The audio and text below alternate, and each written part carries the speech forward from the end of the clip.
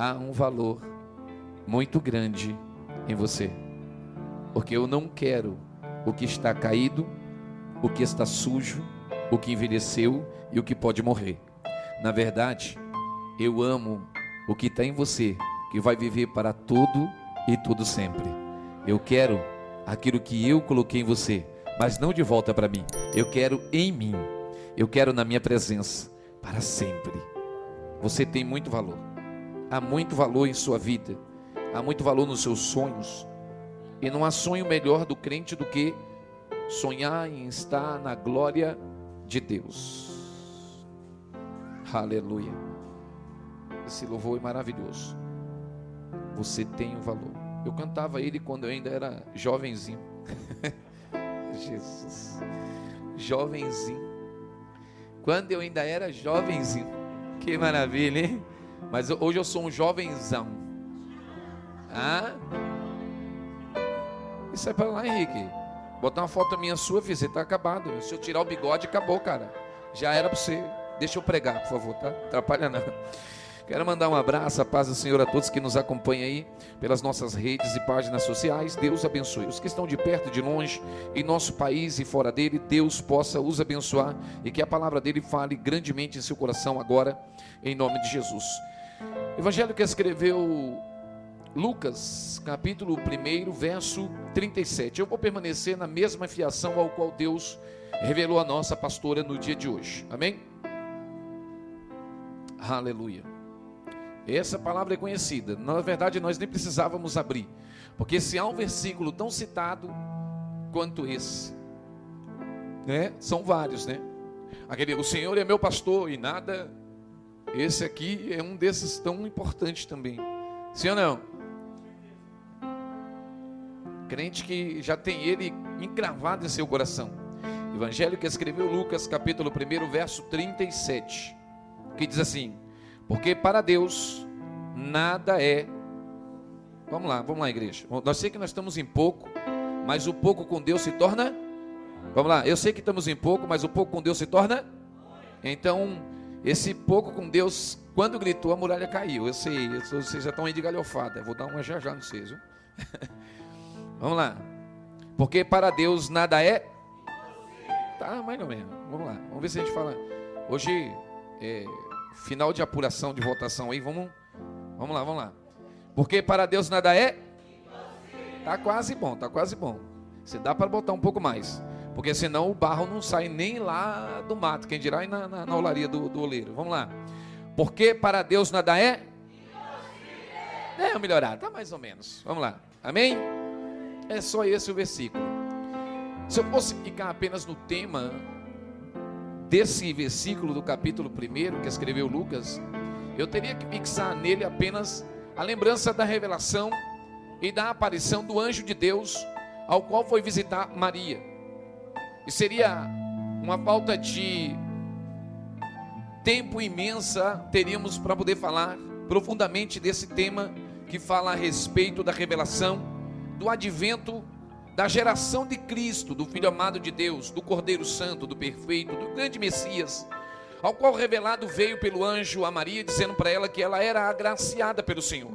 Mas, já iniciando o tema e falando por cima, só para que você fique ciente e tenha consciência do que nós estamos falando, o porquê nada é impossível para Deus. Então o anjo disse para ela que Deus viria sobre ela e ela iria gerar um filho. Mas antes de o anjo revelar que Deus viria e deitaria sobre ela o seu espírito e que ela geraria em seu ventre aquele ao qual haveria sido profetizado desde o início das escrituras, ela não compreendia a grandeza de Deus, ela não assimilaria, não tinha condição de assimilar nem o mínimo da revelação e do poderio da criação e dos milagres do Senhor. Por isso, de vez em quando a gente usa as palavras de efeito para dizer: milagre não pode ser explicado, apenas deve ser vivido. Não tem como se explicar um homem que não tinha olhos, de repente passar a ter olhos e ainda enxergar. Não tem como explicar alguém que foi nascido sem um membro da língua e ele fala, porque antes não falava. É impossível explicar como que alguém pode ter nascido com toda a deficiência física e todos os seus membros travados e virados ao contrário, e de repente em oração os ossos ser colocados ao lugar. A ciência é impossível se explicar. A mente do homem não consegue acompanhar o raciocínio, não é lógico para nós, mas não precisa ser lógico, não deve ser lógico, só deve de fato ser obedecido, só deve ser de fato recebido, crido e exaltado para ele, porque a glória é dele, o poder é dele, a majestade é dele para todo sempre. Então ele diz a Maria: olha, tu vai criar um filho no teu ventre e ele nascerá, o qual nele será chamado Emanuel, o príncipe da paz, a estrela da manhã, o Deus conosco, o Pai da eternidade, o grande eu sou. E ela diz: mas anjo, como será assim? Eu ainda não casei, não conheço meu marido, eu ainda não deitei com ele, não tive noite de núpcia, como carregaria um filho em meu ventre? Então o anjo diz para ela: olha, é impossível explicar para você agora. A única coisa que eu posso te explicar é o que é razoável a entender. Se você entender, amém. Se você não entender, amém também, porque assim está escrito aonde a pastora leu lá em Jeremias, que já nós vamos para lá. Então o anjo diz: é assim que vai ser, vai vir de noite, a sombra do Espírito de Deus cobrirá você, e aí você gerará. Ela ficou imaginando: como assim? Será que Deus... A gente fica imaginando. Aí o anjo diz: deixa ela imaginar, não é nada disso, é do jeito de Deus. É impossível explicar como é que alguém que não pode ter contato físico e que pela ciência, a biologia humana só consegue gerar se houver um outro parceiro que faça então a conjunção para que possa fecundar e daí gerar um filho no ventre. Como alguém vai poder gerar um filho sem ter um parceiro, sem ter uma relação? É inexplicável. Ninguém consegue explicar. Por isso até hoje é impossível de receber Jesus como Salvador. Se fosse para ser possível, Ele não seria o Salvador. Se fosse para ser lógico, Ele não seria Deus. Lógico sou eu e você, que levantamos de manhã e muitas das vezes levantamos sorrindo, alegre, porque o dia garante ser bom, mas no final da tarde voltamos cabisbaixo, caído, entristecido, amargurado, porque o dia não foi como eu queria, como você imaginava. Deus não é assim. O dia pode ser bom, pode ser ruim para o universo inteiro. Para Ele vai continuar sendo aquele grande dia, porque Ele vai continuar sendo sempre Deus. Não tem dia bom ou dia ruim. Para Deus existe o dia, e Ele é Deus que faz todas as coisas. Se Ele quiser, Ele manda soprar o vento. Se Ele quiser, Ele manda o vento se calar, porque Ele permanece sendo Deus. Ele não precisa e não quer ser lógico a você. Ele não quer e não precisa que você entenda o que Ele faz. Ele de fato apenas espera que você o reconheça e o adore em espírito e em verdade. Porque para Deus nada é, repita para alguém, para Deus nada é impossível.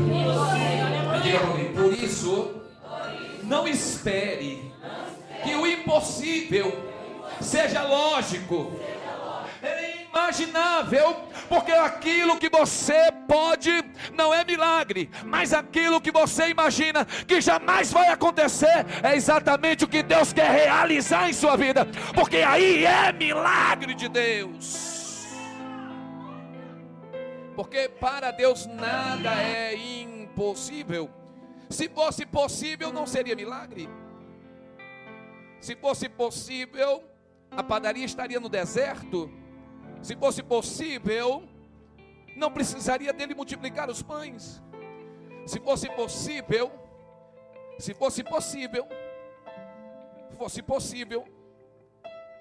o anjo naquele dia do tanque teria descido. Se fosse possível, Moisés não precisaria que o mar abrisse. Se fosse possível, não precisaria Deus de ir no Egito.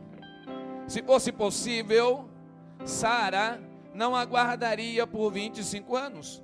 Se fosse possível, você não estaria aqui agora. Sabe por que nós estamos aqui? Porque para o diabo era impossível estarmos aqui. Para o diabo era impossível você estar sentado no banco aí hoje, porque para ele, o plano dele era que você estaria lá fora, caído nas trevas. Mas a impossibilidade do mundo foi o que gerou o milagre de Deus em te trazer aqui. Você não está aqui porque você é bom, porque você escolheu. Você está aqui porque o sobrenatural de Deus te trouxe a presença dele. Você é dele, pertence a ele. Por isso para ele nada é impossível. Quando Jeremias vai fazer a visita aos oleiros, eu preguei uma vez aqui, e havia em Jerusalém, assim como, imagine, quando você quer comprar roupa, você vai no centro de São Paulo, e geralmente a mulherada que